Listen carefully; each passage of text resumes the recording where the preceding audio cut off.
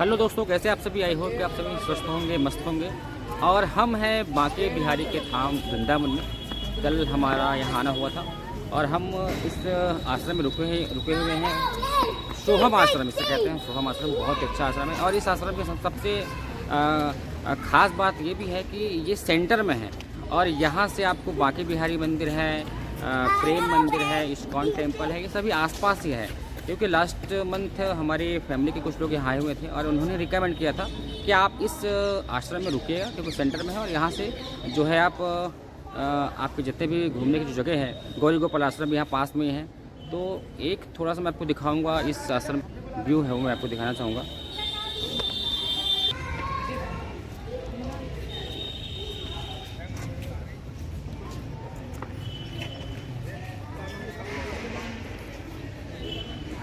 Winter की वजह से काफ़ी भीड़ है। कल तो बहुत ज़्यादा भीड़ थी यहाँ पे। हम लोग कल बांके बिहारी मंदिर गए थे, इस्कॉन टेम्पल गए थे, प्रेम मंदिर गए थे और सब में बहुत ज़्यादा भीड़ है, बहुत ज़्यादा भीड़ है। इतनी भीड़ है कि एक एक दर्शन के लिए काफ़ी वेट करना पड़ा था हम लोग को। और सबसे मेन बात यह है कि यहाँ पर जो गली है, चाहे वो बांके बिहारी मंदिर आप जाओ, वहाँ पर बाकी जो मंदिर है वो जाने के लिए जो रास्ते हैं वो सकरी है, तो जाम बहुत लगता है। ई रिक्शा से आपको सबको जाना है, सबका लगभग कॉस्ट जो है 10 रुपये, 20 रुपये, 30 रुपये के आसपास सब लगता है। तो इसके माध्यम से आप जा सकते हैं। मौसम बहुत अच्छा है। आज 24 तारीख है, कल क्रिसमस है और मौसम दोस्तों काफ़ी अच्छा है। कल हल्की बारिश भी हो रही थी। ठंड कल से अभी सुबह थोड़ा कम है, बाकी कल ठंड बहुत ज़्यादा थी। ये है सोहम आश्रम का ये गेट, स्वामी महेशानंद सोहम आश्रम।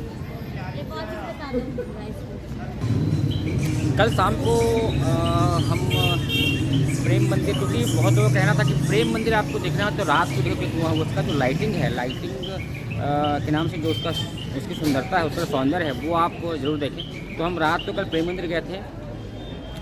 प्रेम मंदिर वाकई में रात को देखने लग रहता है। वहाँ पर अलावा हम इस्कॉन टेम्पल गए थे। इस्कॉन टेम्पल भी शाम को हल्की बारिश हो रही थी और शाम का जो वहाँ का माहौल था काफ़ी खुशनुमा भी था और बहुत भीड़ था, क्योंकि बहुत ज़्यादा भीड़ थी वहाँ पर।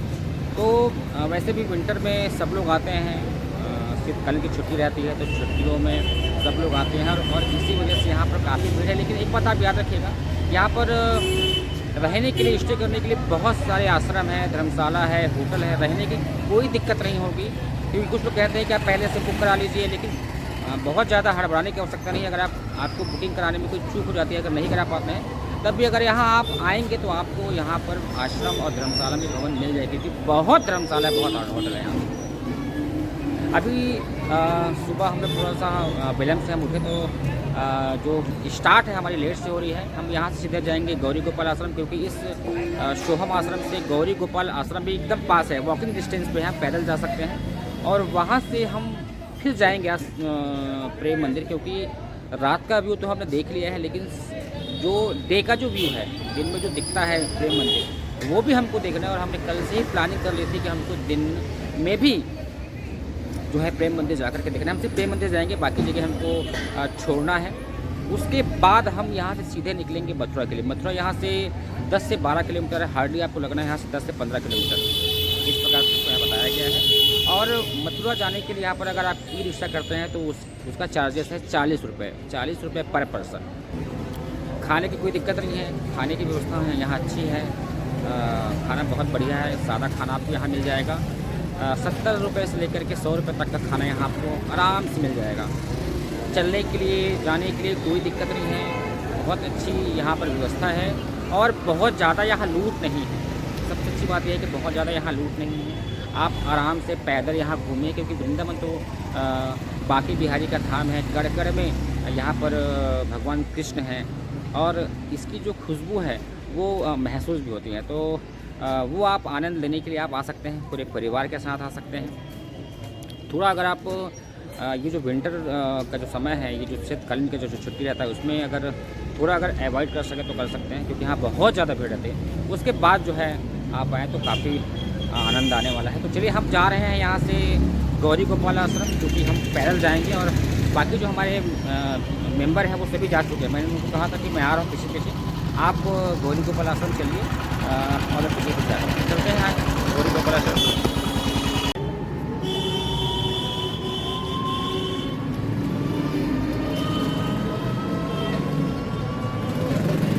ये आप देख सकते हैं इसी तरह की जो ई रिक्शा है वो यहाँ पर है।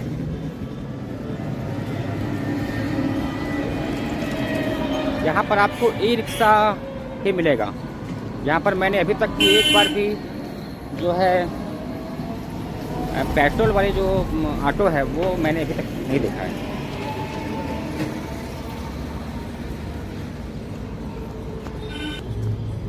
कल हमने पता किया था कि गौरी गोपाल आश्रम में पूज्य अनिरुद्धाचार्य जी महाराज के दर्शन होंगे या नहीं, तो वहाँ पता चला कि महाराज जी कहीं बाहर हैं अभी, तो उनके दर्शन तो नहीं हो पाएंगे। और लोग वृंदावन जब आते हैं तो एक आस लेकर के ये आते हैं कि उन्हें प्रेमानंद महाराज के दर्शन हो जाए। तो प्रेमानंद महाराज जी के जो दर्शन हैं वो होते हैं रात्रि में 1 बजे के बाद। तो जिस आश्रम में हम रुके हुए थे उस आश्रम की व्यवस्था ऐसी है कि वहाँ पर रात को 10 बजे गेट बंद हो जाता है और फिर प्रातः 4 बजे ही वो गेट जो है खुलता है। तो अगर प्रेमानंद महाराज के दर्शन करने हैं तो अगर उस आश्रम में अगर आप रुक रहे हैं तो आपको रात को 10 बजे निकल जाना है और बाहर रहना है और फिर सीधे 4 बजे प्रातः 4 बजे आपको एंट्री मिलेगी। साथ ही हम जिस आश्रम में रुके हुए थे सोहम आश्रम में, वहाँ पर खाने की व्यवस्था है, सुबह स्वल्पाहार, लेकिन उसके टाइमिंग है क्योंकि आश्रम है तो आश्रम का एक अनुशासन रहता है और उसके हिसाब से जो है हमें उसे फॉलो करना पड़ता है। तो यहाँ पर बंदरों का बहुत आतंक है, इसकी वजह से हमको देखना पड़ता है। विशेषकर जो चश्मा आपका है, चश्मा आपको बिल्कुल ध्यान में रखना होगा क्योंकि चश्मा कब बंदर छीन के ले जाएंगे आपको पता भी नहीं चलेगा, उसके बाद आपको मिलना मुश्किल है। कभी कभी आप एक फ्रूटी अगर आप उसको दे देते हैं तो वो आपको वापस कर देंगे, लेकिन ये गारंटी नहीं है कि वो वापस होगा तो वो चश्मा आपका सही सलामत होगा या नहीं होगा, क्योंकि कभी कभी वो गिरा देते हैं, जहाँ पर है वहीं छोड़ देते हैं। तो चश्मे का विशेष ध्यान रखें। चश्मा आप छुपा कर रखें, दिखना भी नहीं चाहिए, आपको सामने भी नहीं रखना है, क्योंकि बहुतों के साथ हो गया, बंदरों का बहुत आता है, ये आपको ध्यान रखना है। तो मैं कह रहा था कि जिस आश्रम में हम रुके हुए हैं उस आश्रम की एक व्यवस्था है, अनुशासन है। प्रातः स्वल्पाहार 7 से 8 और उसके बाद 11:30 से 1 बजे तक वहाँ पर दोपहर का भोजन, और शाम का जो भोजन है वो 7:30 से 9 बजे तक वहाँ पर दोपहर रात का जो भोजन है वो होता है।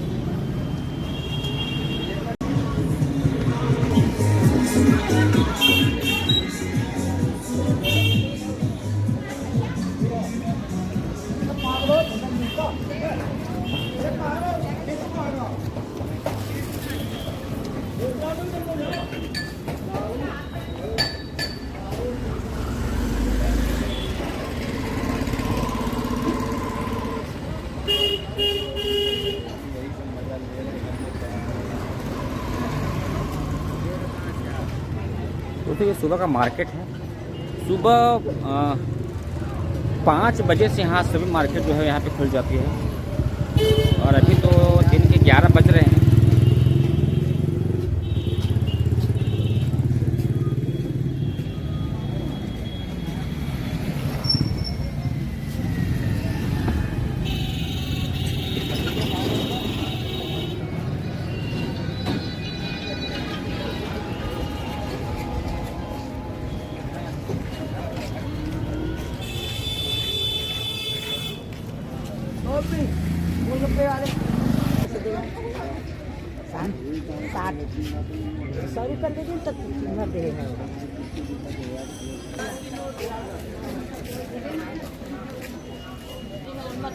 रास्तों में आपको ये दुकान मिलेंगे दोस्तों, और जहाँ से आप पूजा के सामान, माला और जो आप ले जाना चाहें घर वो ले जा सकते हैं। काफ़ी सस्ते मिलते हैं, बहुत ज़्यादा महंगे नहीं हैं और जगह जगह आपको मिल जाएंगे। ये देखिए शॉल स्वेटर। दोस्तों ये है गौरी गोपाल वृद्धाश्रम। तो दोस्तों अब हम अंदर जाते हैं और देखते हैं अंदर की क्या व्यवस्था है और अब हम अंदर प्रवेश करेंगे। ये प्रवेश द्वार, अंदर जाकर जैसे देखते हैं तो आपको सामने दिखेगा ये कार्यालय, महाराज जी का कार्यालय, और जस्ट इसके बगल में महाराज जी का दर्शन लाभ हम ले सकते हैं। यहाँ पर महाराज जी आकर बैठते हैं और थोड़ी देर पहले वो आकर बैठे भी थे, लेकिन हम देर से पहुँचे तो हमें दर्शन लाभ नहीं मिला। और अब हम सीढ़ी के माध्यम से ऊपर जा रहे हैं जहाँ पर वृद्धाश्रम है और वहाँ पर वृद्ध माताएँ रहती हैं। सारी व्यवस्था है दोस्तों, कमरे बने हुए हैं, बेड लगा हुआ है, टीवी लगे हुए हैं, सारी सुविधा है वृद्ध माताओं के लिए। महाराज जी ने सारी सुविधा कर रखी है। दोस्तों अब हम पहुंच चुके हैं प्रेम मंदिर, क्योंकि रात का व्यू तो हमने देखा था, लेकिन दिन का जो व्यू है वो भी हमें देखना था। तो हम दिन का व्यू देखने के लिए पहुंच गए प्रेम मंदिर। और ये साइड का व्यू हम आपको दिखा रहे हैं जहां से हम मंदिर के कंपाउंड में, मंदिर के परिसर में प्रवेश करते हैं।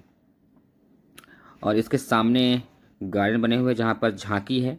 और ये है प्रेम मंदिर, देखिए काफ़ी प्यारा लगता है देखने से।